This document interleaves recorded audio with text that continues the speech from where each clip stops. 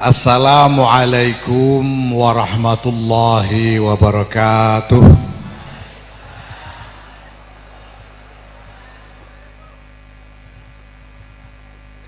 Alhamdulillah wa syukrulillah, wassalatu wassalamu ala rasulillah Sayyidina wa maulana Muhammadin ibn Abdillah wa ala alihi wa sahbihi wa mawalah. Amma ba'd, yang saya hormati Ibu Bupati, Kepala Daerah Kabupaten Pekalongan, Ibu Fadia Arafik, Ibu Ketua DPRD Kabupaten Pekalongan,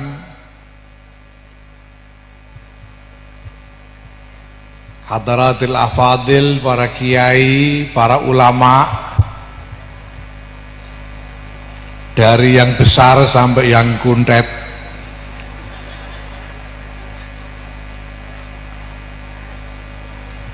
para pimpinan Nahdlatul Ulama, Muhammadiyah, Rifaiyah dan lain-lain, hadirin wal hadirat,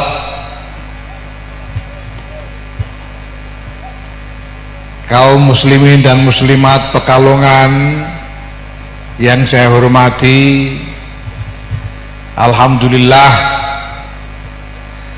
pada malam hari ini saya mendapat kesempatan untuk ikut serta dalam ungkapan syukur Bapak Ibu semuanya beserta seluruh warga Pekalongan pada peringatan Hari Kemerdekaan Republik Indonesia yang ke-77 dan Hari Jadi Pekalongan yang ke-400 ini, dengan istighosah kubro, semoga barakah Allah Subhanahu wa Ta'ala senantiasa tercurah bagi Kabupaten Pekalongan dan seluruh warganya. Allahumma amin. Sebenarnya sejak menjadi ketua umum pengurus besar Nahdlatul Ulama, kepada para sesepuh saya sudah mohon izin untuk cuti dari kiai dan hanya ingin menjadi manajer organisasi saja. Itu sebabnya kalau dulu kemana-mana saya pakai sarung, sekarang saya pakai celana panjang supaya tidak dicurigai hendak menyaingi Suriah. Maka pada malam hari ini saya hanya ingin mengayu bagyo hari jadi Kota Pekalongan yang ke-400 ini, yang kalau kita perhatikan Kabupaten Pekalongan ini, ya maaf, hari jadi Kabupaten Pekalongan ini yang memang patut diiri. Pekalongan ini patut diiri oleh kabupaten-kabupaten dan kota-kota lainnya, apalagi kota yang kecamatannya cuma 2,5 itu.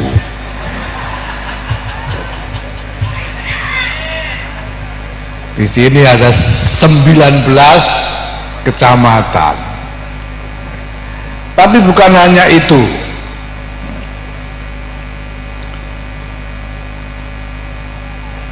Kali ini kita memperingati hari jadi yang ke-400. Itu berarti bahwa Kabupaten Pekalongan ini didirikan pada sekitar awal abad ke-17 atau akhir abad ke-16 Masehi.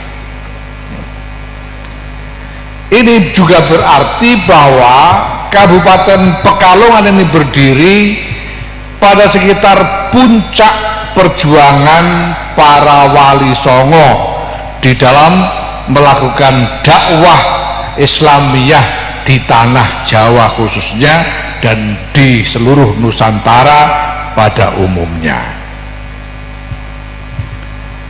Bapak Ibu sekalian yang saya hormati, Kabupaten Pekalongan ini sebagaimana yang bisa kita lihat di seluruh tanah dakwah dari para wali songo sejak peradaban Nusantara ini diislamkan sampai sekarang sekitar 400 sampai 500 tahun yang lalu, kita bisa menyaksikan bahwa barokah Allah Subhanahu wa ta'ala turun tak putus-putusnya bagi bangsa yang hidup di tanah ini sejak dulu sampai sekarang. Bangsa yang hidup di tanah Wali Songo ini dari waktu ke waktu senantiasa tumbuh menjadi bangsa yang lebih baik, mendapati kehidupan yang lebih baik dari masa ke masa, dan tidak pernah jatuh ke dalam kerusakan yang habis-habisan sebagaimana yang banyak dialami oleh bangsa-bangsa lainnya. Sepanjang sejarah dari masa ke masa kita mengalami berbagai era yang berbeda-beda. Sejak akhir era Majapahit, kita kemudian atas perjuangan para wali songo masuk ke era Demak. Dari era Demak ke era Mataram Islam. Dari era Mataram Islam ke era Hindia Belanda, era kemerdekaan, Orde Baru, dan sekarang era reformasi. Dari satu era ke era lainnya itu tidak pernah kita dapati selain keadaan yang membaik bagi bangsa di tanah Wali Songo ini, termasuk Pekalongan. Dari Demak ke Mataram Islam lebih baik karena konsolidasi dari kekuatan Islam meluas, tidak hanya di Demak dan sekitarnya saja, tapi meluas sampai hampir seluruh tanah Jawa. Demikian juga berkembang pusat-pusat Islam, pusat-pusat peradaban Islam di berbagai daerah lain di seluruh Nusantara ini, seperti Lembang, di Aceh, di Riau, di Kalimantan Timur, di Sulawesi Selatan, di Maluku Utara, dan sebagainya.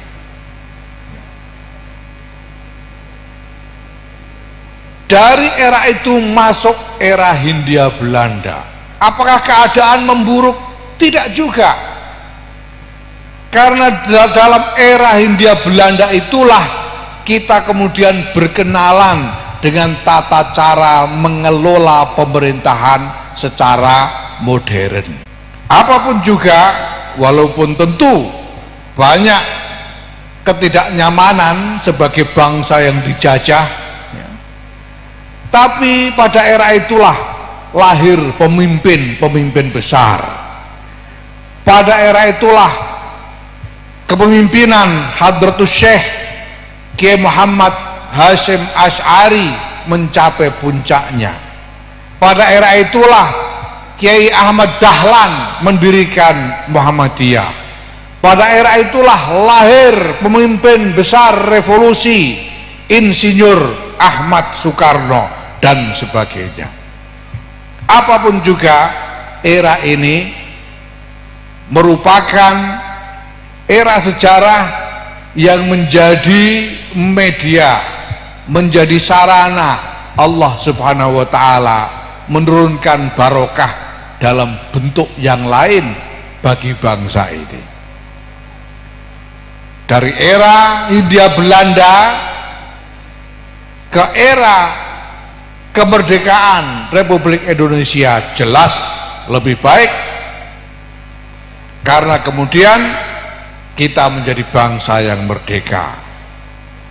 Dari Orde Lama ke Orde Baru lebih baik, karena kemudian berbagai tatanan sistem nasional berhasil dimapankan di dalam era Orde Baru itu. Dari Orde Baru ke era Reformasi pun lebih baik, karena kita kemudian menikmati demokrasi politik yang lebih terbuka. Bapak Ibu sekalian, tidak ada analisis apapun yang bisa menemukan benang merah dari perjalanan sejarah yang terus membaik itu, selain bahwa bangsa kita ini memang bangsa yang diberkahi oleh Allah Subhanahu wa ta'ala. Termasuk Kabupaten Pekalongan ini insya Allah adalah kabupaten yang diberkahi oleh Allah Subhanahu wa ta'ala, insya Allah. Maka Bapak Ibu sekalian, yang perlu kita pahami sekarang adalah mengetahui karena apa bangsa ini dilimpahi berkah oleh Allah. Kita perlu tahu, perlu menandai karena apa Kabupaten Pekalongan ini diberkahi oleh Allah Subhanahu wa ta'ala. Ini penting, sangat penting, supaya berkah itu jangan sampai dicabut oleh Allah. Allah menurunkan nikmat tertentu kepada umat karena ada alasan-alasan tertentu yang membuat umat itu pantas menerima nikmat. Apabila alasan itu dirubah, nikmatnya juga akan dirubah. Selama alasan turunnya nikmat itu tidak dirubah, maka nikmat itu pun akan tetap ada. Innallaha la yughayyiru ma biqaumin hatta yughayyiru ma bi anfusihim. Allah itu kalau memberi nikmat kepada satu kaum, nikmat itu diturunkan atas dasar apa yang ada pada kaum itu. Ini ustadz-ustadz dan kiai-kiai kita ini mendapatkan nikmat kedudukan sebagai kiai, sebagai ustadz yang dihormati, menjadi rujukan agama bagi masyarakat karena apa yang ada pada diri mereka, yaitu apa? Bahwa mereka ini berkhidmah kepada ilmu, bahwa mereka ini mempelajari ilmu dan mengajarkannya. Selama para kiai ini masih mempelajari ilmu, khususnya ilmu agama, dan mengajarkannya, selama itu para kiai ini akan terus mendapatkan fadilah, mendapatkan keutamaan karena haliyah mengaji, belajar ilmu dan mengajar itu sendiri. Kalau Kiai Zuhdi ini berhenti mengaji, berhenti mengajar, lalu jual tiket di terminal, ya sudah tidak jadi kiai lagi, karena berhenti mengaji dan berhenti mengajar. Karena Kiai Zuhdi ini mendapatkan fadilah sebagai kiai berdasarkan haliyahnya yang mengaji dan mengajar. Demikian juga ini para pengusaha ini mendapatkan nikmat Allah berupa rezeki ini karena haliyah yang ada pada mereka, karena ketekunan, kejujuran, karena kesungguhan di dalam menjalankan usahanya sehingga layak mendapatkan nikmat rezeki yang besar dari Allah. Kalau haliyah ini dirubah, nikmatnya akan berubah. Innallaha la yughayyiru ma biqaumin hatta yughayyiru ma bi anfusihim. Nah, maka kita perlu bertanya, kenapa bangsa ini selama ini dilimpahi barokah Allah Subhanahu wa ta'ala? Kenapa kabupaten ini selama ini dilimpahi barokah Allah Subhanahu wa ta'ala? Sampai-sampai sekarang ini punya bupati saja Bu Fadia Arafik, punya ketua DPRD juga seorang perempuan. Saya dengar katanya kepala kejaksaan juga perempuan. Ini luar biasa. Ini adalah nikmat Allah tersendiri. Ini nikmat Allah tersendiri untuk Kabupaten Pekalongan. Paling tidak kalau ada pertemuan seperti ini kiai-kiainya tidak gampang ngantuk, insya Allah. Paling tidak. Ya. Tapi ini semua juga nikmat Allah yang turun berdasarkan alasan-alasan tertentu. Nah, kita perlu bertanya, kenapa Kabupaten Pekalongan ini selama ini mendapatkan limpahan barokah Allah?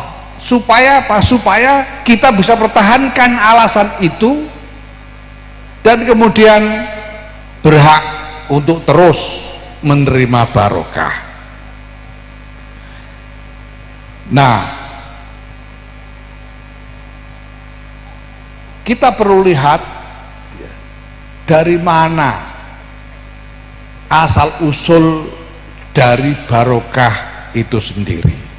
Apa yang menjadikan turunnya barokah itu sendiri?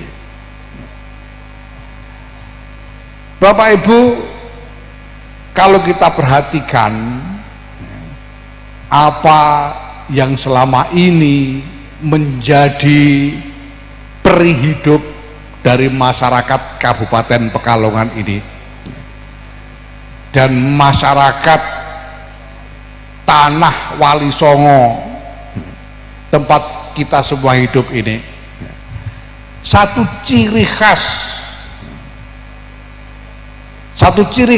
yang tidak kita temui atau jarang sekali kita temui di tempat-tempat lain adalah masyarakat kita ini adalah masyarakat yang sangat menghormati ilmu dan ulama. Masyarakat kita ini masyarakat yang sangat menghormati ilmu dan ulama. Saya sudah pernah berkeliling ke berbagai belahan dunia, termasuk ke berbagai belahan dunia Islam. Tidak ada masyarakat yang begitu berbondong-bondong bersama-sama dan setiap harinya menunjukkan penghormatan untuk memuliakan ilmu dan ulama. Apapun yang kelihatan sebagai keunggulan ilmu dan ulama pasti dihormati. Tradisi mencium tangan para kiai ini jarang kita dapat di tempat lain. Saya di sini ini, kalau di Pekalongan ini, Kiai Zudi ini jalan-jalan ke pasar ketemu orang pasti dicium tangannya juga. Karena Kiai Muhtarom jalan-jalan ke terminal ketemu orang pasti dihormati. Karena orang tahu beliau ini orang alim. Di tempat lain selain mereka yang belajar sebagai murid, memang muridnya langsung sehari-hari belajar, jarang sekali kita temukan masyarakat menghormati orang alim. Jadi syekh-syekh seperti yang kita tahu yang terkenal dari Timur Tengah itu kalau tidak di tempat beliau mengajar, ya jarang orang yang memberikan penghormatan sebagai masyarakat kita, ya, seperti masyarakat kita menghormati para ulama. Bapak Ibu yang saya hormati, saya yakin sekali bahwa ini adalah salah satu alasan penting kenapa Allah Subhanahu wa taala senantiasa melimpahkan barokah bagi kita semua. Kenapa? Karena di sisi lain Allah Subhanahu wa taala itu mengancam umat ini kalau sampai menjauh dari para ulama. Ancamannya berat. Rasulullah sallallahu alaihi wasallam bersabda, "Sayati zamanun fi ummati yafirruna minal ulama, fayabtalihimullahu bi thalathi balaya." Ini ramalan Kanjeng Nabi yang cukup menakutkan. Suatu saat nanti akan datang masanya umatku lari menjauh dari para ulama. Menjauh dari para ulama. Karena mereka menjauh dari para ulama, fayabtalihimullahu bithalasi balaya, maka Allah kemudian menimpakan 3 macam bencana kepada mereka. Apa saja itu? Yang pertama, yarfa'ullahul barakat an kasbihim. Allah menghilangkan barokah dari usaha mereka. Berusaha habis-habisan, berusaha dengan sekuat tenaga, kelihatannya ada hasil, kelihatannya, tapi tidak barokah. Itu waliyadzubillah. Tidak barokah itu gimana ya? Tidak barokah itu kalau bahasa Jawanya ya salah kedaden, yang tidak barokah itu. Jadinya tidak maslahat. Sudah bekerja tiap hari banting tulang, kelihatannya dapat rezeki, dapat uang, tapi uang dipakai belanja tidak cukup, atau dipakai membeli ini itu tidak membawa maslahat, malah menjadi celaka. Diberikan mobil, mobilnya nabrak. Dibuat kawin lagi, ketahuan istri tua, ini namanya nggak barokah.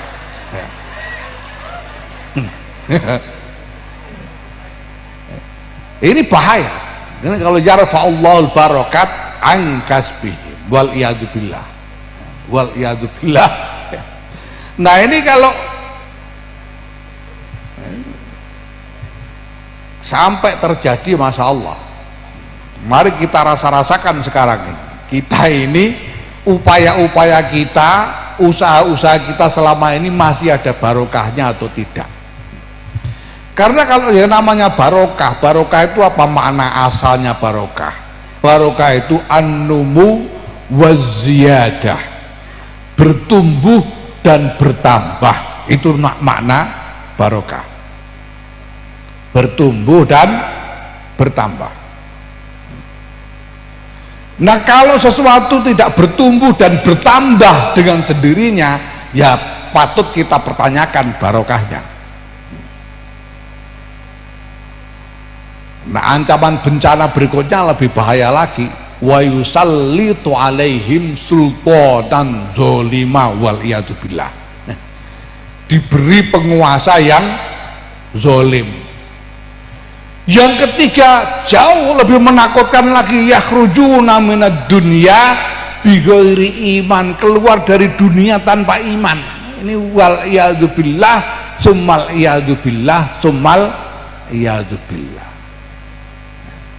Nah semua ini akarnya apa? Akarnya adalah hubungan umat dengan ulama. Jangan sampai firor minal ulama.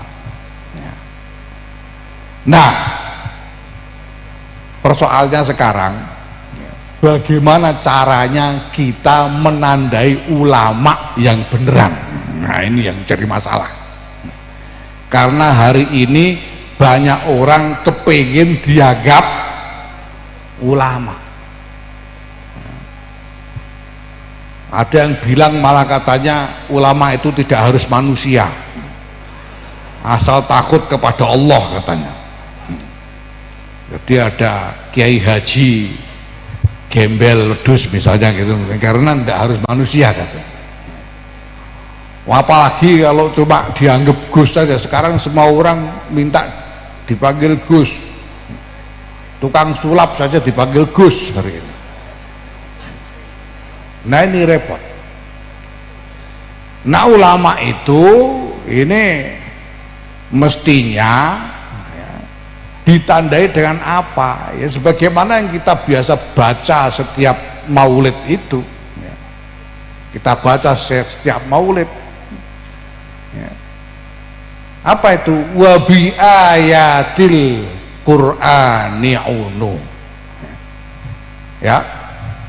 Ya Rasulullah salamun alaik ya rafi'ash syani wad daraji atfataya jiratal alami ya uhailal judi wal karami nahnu jiranun bidal harami haramil ihsani wal hasani nahnu min qaumin bihi sakanu wa bihi min khawfihim aminu ya Rasulullah salamun alaik ya rafi'ash syani wad daraji atfataya jiratal alami ya uhailal judi wal karami wa bi ayatil qur'ani unu fa'ta'id bina akhal wahani nahnu na'riful batha wa ta'rifuna wassofa wal baita ya'lafuna ya Rasulullah salamun alaik ya rafi'ash syani wad daraji atfataya jiratal alami ya uhailal judi wal karami wa bi ayatil qur'ani unu. Ulama itu ditandai sebagaimana yang disebut di dalam ayat-ayat Quran. Yaitu yang seperti apa? Innama yahsyallaha min ibadihil ulama'u.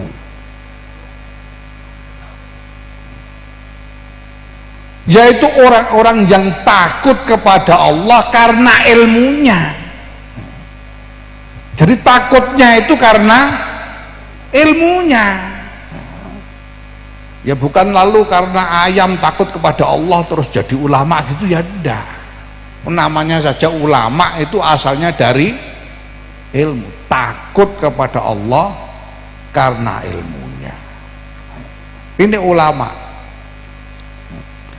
Nah kalau orang sudah seperti ini, maka orang-orang yang lemah, orang-orang yang mengalami masalah, yang menderita, bisa mendapatkan kekuatan apabila berkumpul dengan mereka. Fakta'id fina ahol wahab. Kalau berkumpul dengan orang-orang macam ini, orang-orang lemah akan mendapatkan kekuatan. Nah syaratnya orang-orang ini tidak boleh minta biaya. Karena dalam Quran itu perintahnya ittabi'u man la yas'alukum ajron wa hum muhtadun. Kita mengikuti orang yang tidak minta biaya, dan mereka itu adalah orang-orang yang mendapatkan petunjuk. Nah para ulama inilah yang kemudian datang kepada umat. Na'riful batha wa ta'rifuna. Para ulama ini datang kepada umatnya di pelosok-pelosok desa, sehingga ulama-ulama ini mengenali desa-desa itu, dan desa-desa itu mengenali ulamanya. Inilah ulama yang melakukan riayatul ummah, yang ngomong kepada umat, keluar masuk desa untuk ngomong kepada umat, untuk mengurus agama. Ini urusannya ulama. Nah orang-orang seperti inilah yang kita tidak boleh jauh-jauh dari mereka, tidak boleh jauh-jauh dari mereka. Nah ulamanya ya tentu saja jangan meninggalkan tanggung jawabnya. Alhamdulillah sampai sekarang kita bisa melihat ya, secara keseluruhan bangsa Indonesia ini, khususnya Kabupaten Pekalongan ini, belum kering dari barokah Allah Subhanahu wa ta'ala. Nah ini berarti bahwa sebetulnya sampai sekarang ini kita masih cukup dekat dengan para ulama. Nah marilah ini kita pertahankan supaya barokah ini tidak dicabut oleh Allah Subhanahu wa ta'ala, supaya upaya panjenengan selama ini mengkampanyekan dan menjadikan Bu Faidah Rafiq Bupati ini tetap tercurah barokahnya untuk seluruh warga Kabupaten Pekalongan, supaya jadi barokah. Ini penting. 19 kecamatan, kalau 2,5 kecamatan itu ya barokah sedikit, insya Allah cukup. Kalau 19 kecamatan perlu barokah banyak ini ya. Perlu barokah banyak. Dan ini tentu tidak bisa kalau kemudian kita hanya ya, panjenengan semua hanya menyerahkan urusan kepada pemerintah saja. Bu Faidah Rafiq dengan Fadia, maaf saya belum apa soalnya baru ketemu. Bu Fadia Rafiq ini ya sebetulnya sudah ada barokah dari ayahnya mungkin ya, karena dulu ada ini lirikan matamu itu yang Pak Rafiq dulu itu, masya Allah, ini barokahnya sampai kepada Bu Fadia hari ini ya. Bu Fathia ini walaupun dibantu oleh Forkompinda, dibantu oleh jajaran aparatur-aparatur pemerintahan, tetapi tidak mungkin bisa melaksanakan apa yang dijadikan tujuan dari pemerintahan ini tanpa disengkuyung, tanpa dibantu oleh seluruh warga masyarakatnya. Karena itu saya sebagai ketua umum pengurus besar Nahdlatul Ulama pada malam ini, pada kesempatan ini saya minta kepada pengurus Nahdlatul Ulama dan warga Nahdlatul Ulama untuk membantu dan mendukung Bu Fathia Ar-Rafiq di dalam menjalankan tugas-tugasnya.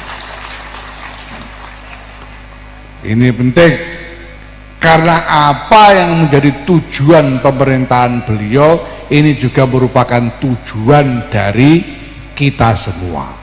Kalau Bu Bupati dan seluruh jajaran pemerintahnya berhasil, yang untung adalah semua warga. Jadi walaupun partai sampean hijau, partainya Bu Fathia tidak hijau, sampean tetap harus membantu beliau, sampean tetap harus mendukung pemerintah Kabupaten Pekalongan, karena ini menjadi kepentingan kita bersama sekarang. Apa yang dicapai, apa yang dihasilkan oleh pemerintah Kabupaten Pekalongan ini akan menjadi capaian dari seluruh warganya. Kalau pemerintah Kabupaten Pekalongan ini sukses, berarti seluruh warga Pekalongan sukses. Waliyadzubillah, kalau gagal berarti gagal semua. Waliyadzubillah, summal iyadzubillah. Bapak Ibu sekalian yang saya hormati, ini alhamdulillah, saya kira ini salah satu tanda bahwa kita ini telah memasuki satu era peradaban baru yang membuka kesempatan bagi siapapun yang punya kemampuan. Di Pekalongan ini hari ini di Forkompinda paling tidak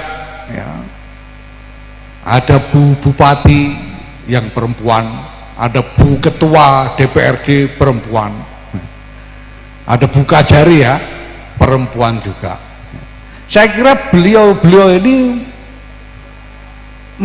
meraih prestasi dengan jabatan-jabatan itu bukan karena perempuan, bukan karena,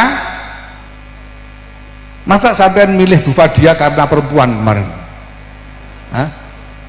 Saya kira tidak. Bu Ketua DPRD ini apa terpilih karena perempuan? Saya kira tidak. Di periode ini pertama kali sepanjang sejarah di dalam jajaran pengurus besar Nahdlatul Ulama kita juga mempunyai ketua-ketua tanfidiyah perempuan. Kita punya wakil-wakil sekjen perempuan. Kita punya mustasar perempuan, awan-awan perempuan yang begitu cukup signifikan jumlahnya, tapi mereka berada pada kedudukan itu bukan karena perempuan. Saya katakan pada semua orang bahwa saya mengajak orang-orang seperti Ibu Khofifah Indar Parawansa, Ibu Alisa Wahid,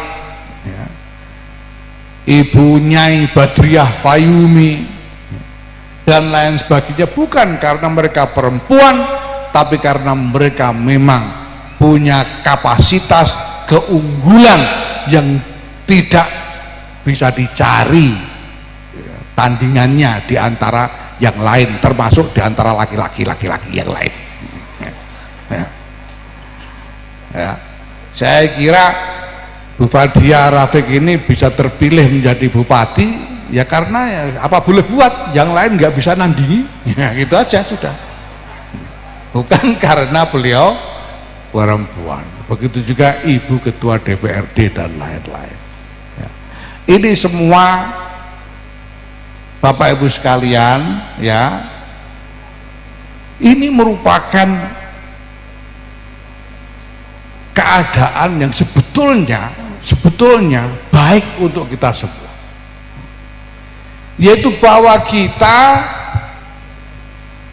memilih orang karena kemampuannya.